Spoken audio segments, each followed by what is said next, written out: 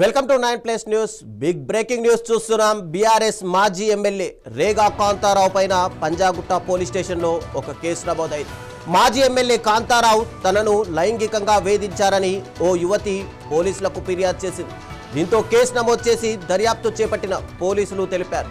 ఇక వివరాల మేరకు బీఆర్ఎస్ మాజీ ఎమ్మెల్యే రేగా కాంతారావు తనను వివాహం చేసుకుంటానని నమ్మించి మోసం చేశారని బాధితురాలు పంజాగుట్ట పిఎస్లో ఫిర్యాదు చేసింది.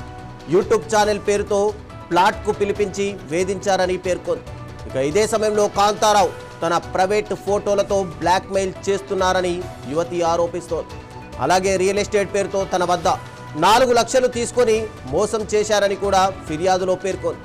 దీంతో బాధితురాలి ఫిర్యాదు మేరకు పోలీసులు ఈ నెల 26న కేసు నమోదు చేసి దర్యాప్తు చేపట్టినట్టు తెలిపారు.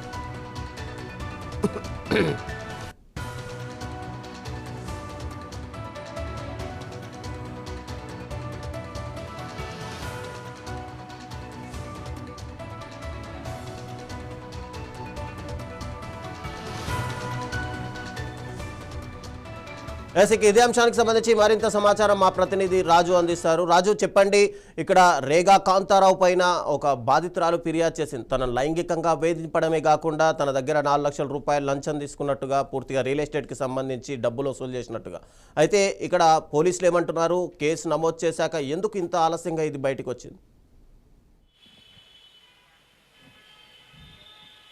ఎస్ రవిచంద్ర, మాజీ ఎమ్మెల్యే పీనపాక నియోజకవర్గం మాజీ బీఆర్ఎస్ మాజీ ఎమ్మెల్యే రేగా కాంతారావు పైన లైంగిక ఆరోపణలపైన ఒక కేసు అయితే నమోదైంది. సో ఈ నెల అంటే జూలై 26వ తేదీన ఒక యువతి కేసు అయితే పెట్టడం జరిగింది. సో తనని లైంగికంగా వేధించారంటూ, అంటే తన కోసం యూట్యూబ్ ఛానల్ కోసం ఇంటర్వ్యూ కని పిలిచి తనను లైంగికంగా వేధించారని చెప్పేసి యువత అయితే జూలై 26వ తేదీన ఈ నెల కేసు అయితే పెట్టడం జరిగింది పంజాగుట్ట పోలీస్ స్టేషన్లో. ప్రస్తుతం మనం వెనకాల కల్పిస్తున్నటువంటిది మనం ఎగ్జాక్ట్గా ఇక్కడే లొకేషన్లో ఉన్నాం, పంజాగుట్ట పోలీస్ స్టేషన్ దగ్గరను. సో ఇప్పటివరకు ఆ కేసు నమోదు చేసుకున్న పోలీసులు దర్యాప్తు అయితే ముమ్మరం అయితే చేస్తున్నటువంటి పరిస్థితి అయితే ఉంది. సో ఆ యువతి పలు సెక్షన్ల కంటే తనని 4 సంవత్సరాల నుంచి వేధిస్తున్నారు. తను హైదరాబాద్లో ఉంటుందన్నమాట. తన హైదరాబాద్లో నివాసం ఉంటుంది. ఒక పీజీ హాస్టల్లో తను మీడియా రంగంలో పనిచేస్తుంది. సో ఇదే క్రమంలో ఆమెకు యూట్యూబ్ ఛానల్ అట్లాగే ఇంటర్వ్యూ పేరుతో రేగా కాంతారావు నుంచి పిలుపొచ్చిందని చెప్పేసి ఆరోపణ. సో అక్కడికి వెళ్ళినటువంటి అప్పుడు ఫోటోలు తీయడం, లేదంటే పర్సనల్గా నెంబర్లు తీయడం, తనకు తెలియకుండా తన వ్యక్తిగత ఫోటోలు వీడియోస్ తీసి బెదిరించి పలుమార్లు లైంగికంగా వేధించారనేది యువతి చేస్తున్నటువంటి ప్రధాన ఆరోపణ అయితే ఉందన్నమాట. సో దాని మొత్తానికి ప్రాథమికంగా విచారించిన పోలీసులు కేసు నమోదు చేసుకొని వివిధ సెక్షన్ల కింద, పలు సెక్షన్ల కింద కేసు అయితే నమోదు చేశారు. సో ప్రస్తుతం పీనపాక నియోజకవర్గంలో అంటే మాజీ ఎమ్మెల్యేగా పనిచేశారు, ప్రజాప్రతినిధి అయిన. సో ఆయన పైన ఇలాంటి ఆరోపణలు రావడంతో తెలంగాణ రాష్ట్ర వ్యాప్తంగా చర్చనీయాంశంగా మారిందని చెప్పొచ్చు. సో నిన్నగాక మొన్న పోలీసులపైన, ఇప్పుడు ప్రజాప్రతినిధులపైన తెలంగాణ రాష్ట్రంలో ఏం జరుగుతుంది అనే విషయాలైతే ప్రజలకు అర్థం కాని పరిస్థితి అయితే ఉంది. మొత్తానికే యువతి పలు సెక్షన్ల కింద కేసు పెట్టడం, పోలీసు దాన్ని నమోదు చేయడం, దర్యాప్తు అయితే కొనసాగుతుందని చెప్పాలి. సో అయితే ఇదే క్రమంలో సెక్షన్ 69 అంటే తప్పుడు వాగ్దానాలు చేసి లైంగికంగా వాడుకోవడం, అట్లాగే బిఎన్ఎస్ సెక్షన్ 351 నేరపూరితమైన బెదిరింపులకు పాల్పడడం. సో ఇవన్నీ కూడా అంటే ఎఫ్ఐఆర్ నెంబర్ వచ్చేసి 589/2026 ఎఫ్ఐఆర్ నెంబరు నమోదు చేశారు. పలు సెక్షన్ల కింద కేసు నమోదు చేసి దీన్ని దర్యాప్తు చేస్తున్నామని చెప్పేసి ఇక్కడ ఉన్నటువంటి పోలీసులు అయితే చెప్తున్నారు. ప్రస్తుతానికి వివరాలు అంటే యువతికి సంబంధించిన వివరాలు, పూర్తి డీటెయిల్స్ అయితే తెలియాల్సిన అవసరం అయితే ఉంది. మొత్తానికి తెలంగాణ రాష్ట్రంలో ప్రజాప్రతినిధులు, ఇటు పోలీసులు, ఐపీఎస్ ఆఫీసర్లు ఇలాంటి లైంగిక ఆరోపణలతోని పోలీసులకు అంటే పోలీసు కేసు నమోదు కావడం, అసలు ఏం జరుగుతుంది ఏంటి అనేది కూడా ప్రజలకైతే తెలియదు. మొత్తం మీద ఆ యువతి ఇచ్చిన స్టేట్మెంట్ను పోలీసులు రికార్డు చేసుకోవడం, దాని తర్వాత దర్యాప్తు ముమ్మరం చేస్తామని చెప్పేసి కూడా ఇక్కడ ఉన్నటువంటి పోలీసులు అయితే చెప్తున్నటువంటి పరిస్థితి ఉంది. రవిచంద్ర, అంటే దీనిపైన బీఆర్ఎస్ శ్రేణులు ఏమైనా స్పందించాయా? ఎందుకంటే ఒక మాజీ ఎమ్మెల్యే పైన కేసు నమోదు అవ్వడంతో ఏదైనా రాబోయే రోజుల్లో ఇది ఉత్కంఠకు దారితీసే అవకాశాలు కనిపిస్తున్నాయి పార్టీల మధ్య.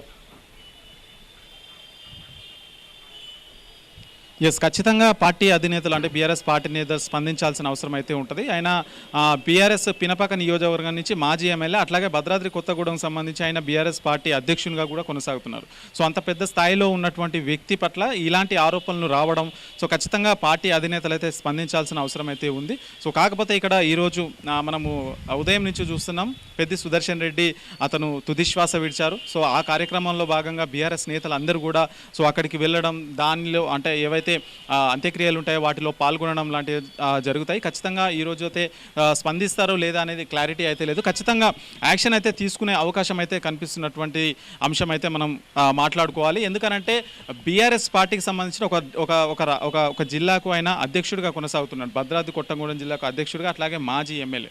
సో అలాంటి వ్యక్తి పైన ఒక యువతి ఇలాంటి ఆరోపణలు చేయడం, సో మరి అవి ఎంతవరకు వాస్తవం, ఎంతవరకు నిజాలు అనేది పోలీసులు దర్యాప్తులో చేస్తున్నారు. మొత్తానికి ఆమెకు 4 సంవత్సరాల నుంచి అయితే ఈ పరిచయం అయితే కొనసాగుతుందని చెప్పేసి ఆమె చెప్పింది. అంటే మనకు జాబ్ ఇస్తానని చెప్పేసి ఆమెను నమ్మించి, అట్లాగే తన వ్యక్తిగత ఫోటోలు ఏవైతే ఉంటాయో తన ప్రమేయం లేకుండానే ఫొటోస్, వీడియోస్ తీసుకోవడం, తర్వాత వాటిని చూపించి పలుమార్లు లైంగికంగా వేధించడం లాంటివి మొత్తం కూడా ఈ పినపాకం రేగా కాంతారావు చేశాడని చెప్పేసి యువతి కేసు పెట్టడం, దాన్ని పోలీసులు నమోదు చేసుకొని వివిధ సెక్షన్ల కింద కేసు నమోదు చేయడం, అట్లాగే ఈ దర్యాప్తు అయితే ముమ్మరం చేస్తున్నారని చెప్పాలి. మొత్తం మీద ఈ కేసుకు సంబంధించి పోలీసులు అయితే వివరాలు అయితే వెల్లడించాల్సిన అవసరం అయితే ఉంది. ప్రస్తుతానికైతే యువతి ఎక్కడ ఉంటారు ఏంటి అనేది తెలియదు. జూలై 26న ఈ సంఘటన జరిగితే ఇప్పుడైతే చాలా లేటుగా అయితే వెలుగులోకి వచ్చినటువంటి పరిస్థితి అయితే ఉంది. కాకపోతే జూలై 24న కేసు నమోదైతే ఇప్పటికి తెలుస్తుందంటే ఎందుకు ఇంత లేటుగా పోలీసులు బయటకు ఎందుకు చెప్తున్నారు. అదేవిధంగా ఆయన ఒక మాజీ ఎమ్మెల్యే, బీఆర్ఎస్ పార్టీకి చెందిన వ్యక్తి కాబట్టి ఆ వివరాలు అట్లాగే దీనికి సంబంధించినటువంటి డీటెయిల్స్ ఏవైతే ఉంటాయో మొత్తం బయట పెడతలేరా అని చెప్పేసి కూడా ఒక అనుమానాలు అయితే వ్యక్తమవుతున్నట్టు పరిస్థితి ఉంది. కాకపోతే ఇక్కడ ఖచ్చితంగా చట్టం ముందు అందరూ సమానం కాబట్టి ఎమ్మెల్యే అయినా ఎవరైనా సరే ఖచ్చితంగా చట్టానికి తలొగ్గే ఉండాలి. చట్టం ప్రకారం అందరూ కూడా నడుచుకోవాల్సిన అవసరం ఉంటుంది. మొత్తానికి యువతి పెట్టిన కేసును పోలీసులు ముమ్మరంగా దర్యాప్తు చేస్తున్నారు. శిక్ష పడే విధంగా చూస్తామని చెప్పేసి పోలీసులు అయితే ఇప్పటికైతే చెప్తున్నారు. రవిచంద్ర, అంటే ఈ రేగా కాంతారావుని ఏమైనా విచారించినట్లుగా ఏమైనా తెలుస్తుందా? ఏమైనా కస్టడీలోకి తీసుకునే అవకాశాలు కనిపిస్తున్నాయా? ఎందుకంటే కేసు ఆల్రెడీ రిజిస్టర్డ్ అయ్యి కూడా 5 రోజులు అవుతుంది.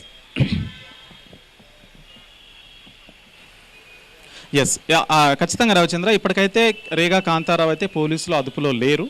సో ఆయన కుటుంబ సభ్యుల ప్రకారం, ఆయన కుటుంబ సన్నిహితుల ప్రకారం అతను నియోజకవర్గంలో లేడు, బయట వేరే పట్టణానికి వెళ్ళినట్లుగా కొద్దిగా అంతర్గత సమాచారం అయితే ఉంది. ప్రస్తుతం అయితే ఆయన తెలంగాణలో అందుబాటులో లేడనేది కుటుంబ సభ్యులు, అటు సన్నిహితుల నుంచి వస్తున్నటువంటి వస్తున్న పరిస్థితి. మొత్తానికైతే పోలీసులు అతన్ని ఇప్పటివరకు ఎలాంటి అదుపులో తీసుకోవడం లేదంటే అరెస్ట్ చేయడం లాంటివి అయితే చేయలేదు. బట్ ఖచ్చితంగా అంటే ఇప్పటికీ సంఘటన జరిగి కూడా వారం రోజులైతుంది.